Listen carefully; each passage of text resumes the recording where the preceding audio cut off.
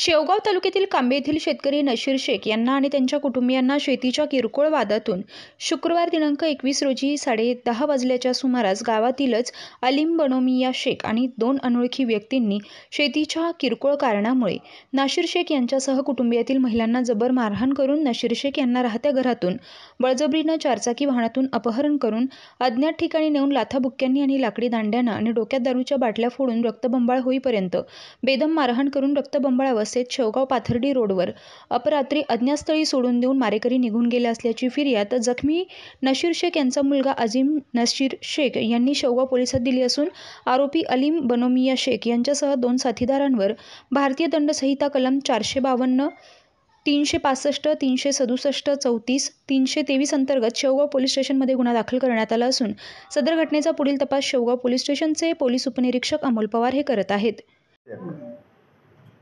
घर में घुसे डायरेक्ट आके दारू पी लेते फुल घर में घुसे मारहान करने लगे।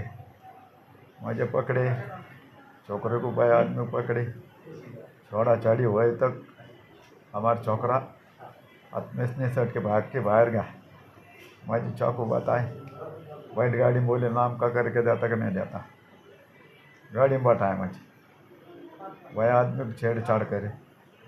बाद में आदमी जब होने के टाइम निकल के भाग के गए। भाग के जाने के बाद आगे अकेले को गाड़ी में बैठाए मैंने, आगे मारहान शुरू करे।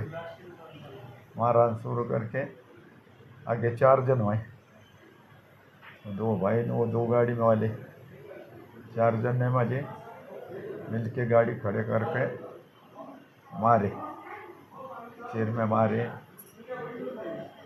गर्दन में मारे, चाकू बताए, नाम का देंगे कि नहीं करके बोल।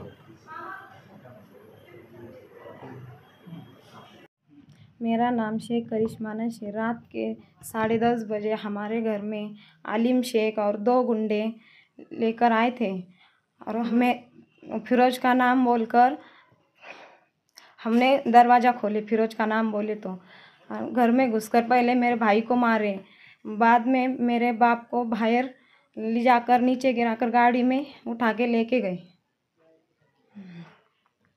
मेरे गले में का सुन्ना लेके गए और मेरे को छेड़छाड़ करे, मेरे पेट में लात मारे। शेवगाव प्रतिनिधी इसाक शेख, अहमदनगर, शेवगाव।